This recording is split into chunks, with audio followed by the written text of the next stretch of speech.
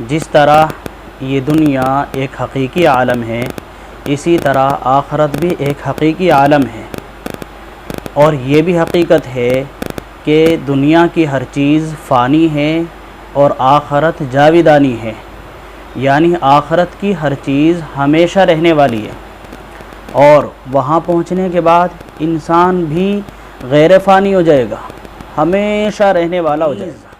آخرت کی نعمتیں اور لذتیں دنیا کی نعمتوں اور لذتوں سے بے انتہا فائق ہیں۔ دنیا کی چیزوں کو آخرت کی نعمتوں سے کوئی نسبت نہیں ہے۔ اسی وجہ سے مسلمان کو چاہیے کہ اس کی فکر و سعی بس آخرت ہی کے لیے ہو، اور دنیا کے ساتھ اس کا تعلق بس ناگزیر ضرورت کے بقدر ہو، یعنی دنیا کے ساتھ اس کا تعلق بس اتنا ہو جس سے اس کی ضرورتیں پوری ہو جائیں۔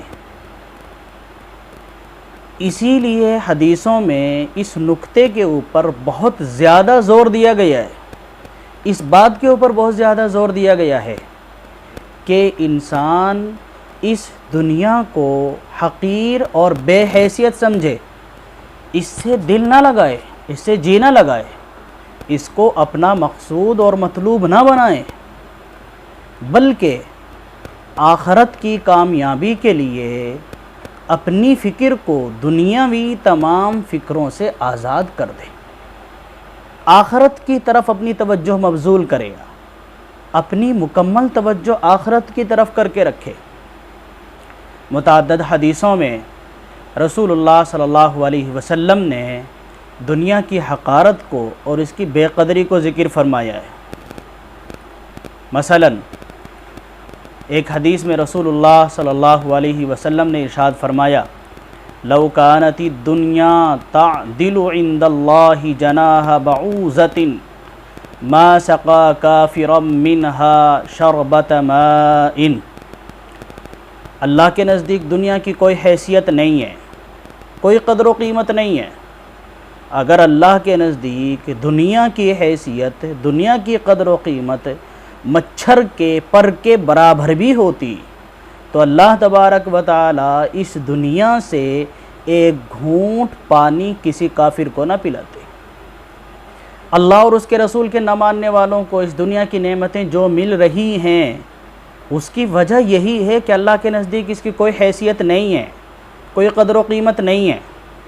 چنانچہ آخرت کی اللہ کے نزدیک قدر و قیمت ہوگی، اس لیے آخرت میں اللہ تبارک و تعالی اپنے نہ ماننے والوں کو، اس کے رسول کے نہ ماننے والوں کو ٹھنڈے پانی کا ایک قطرہ بھی نہیں پلائیں گے۔ ایک دوسری حدیث ہے، حضرت مستورد بن شداد کہتے ہیں، كنت مع الركب الذين وقفوا مع رسول الله صلی اللہ علیہ وسلم على الصخلة الميتة۔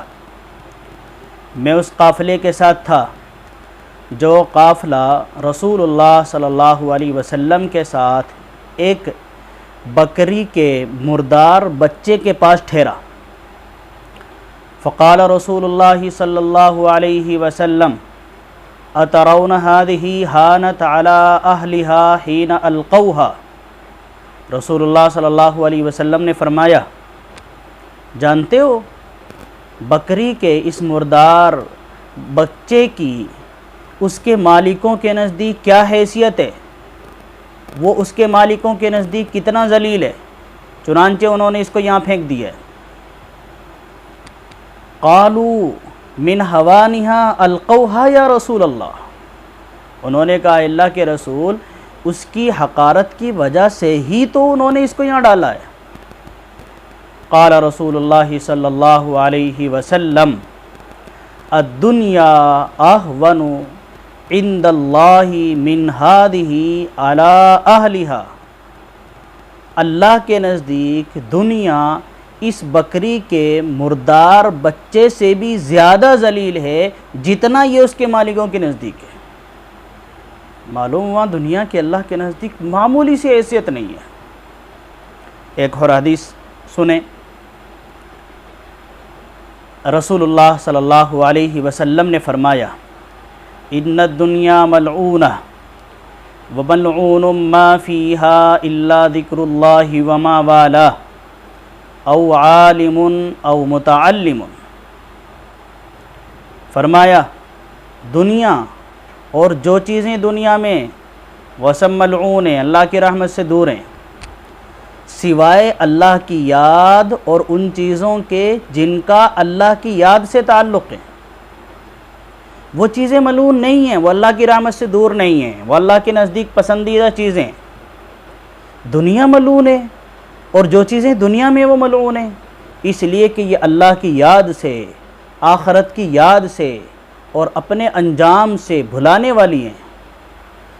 اللہ کی یاد اور جن چیزوں کا تعلق اللہ کی یاد سے ہے وہ چیزیں اللہ کو یاد دلانے والی ہیں، آخرت کو یاد دلانے والی ہیں، اپنے انجام کو یاد رکھنے والی ہیں، اس لیے وہ چیزیں ملعون نہیں، اللہ کی رحمت سے دور نہیں ہیں، وہ چیزیں اللہ کے نزدیک پسندیدہ ہیں۔ اور ان چیزوں میں سے جو اللہ کو یاد دلانے والی ہیں، آخرت کو یاد دلانے والی ہیں، عالم او متعلم، ان کا بھی تعلق ہے، عالم کا یا طالب علم کا، ان دونوں کا تعلق چونکہ قرآن و حدیث سے ہوتا ہے، اس لیے اور قرآن و حدیث اللہ کو یاد دلانے والی چیزیں ہیں، آخرت کو یاد دلانے والی چیزیں ہیں، اس لیے یہ بھی اللہ کے نزدیک ملعون نہیں ہے، اللہ کی رحمت سے دور نہیں ہے، بلکہ یہ بھی اللہ کی پسندیدہ چیزیں ہیں۔ اور ایک حدیث میں رسول اللہ صلی اللہ علیہ وسلم نے دنیا کی حقارت کو اور دنیا کی بے قدری کو اس طرح ذکر فرمایا ہے، فرمایا مَا الدُّنْيَا فِي الْآخِرَةِ إِلَّا مِثْلَ مَا يَجْعَلُ أَحَدُكُمْ أُصْبُعَهُ فِي الْيَمِّ فَلْيَنْظُرْ بِمَاذَا تَرْجِعُ۔ آخرت کے مقابلے میں دنیا کی مثال ایسی ہے جیسے تم میں سے کوئی آدمی دریا میں ایک انگلی ڈالے اور پھر باہر نکال کر دیکھے اس انگلی پر کتنا پانی لگا ہے۔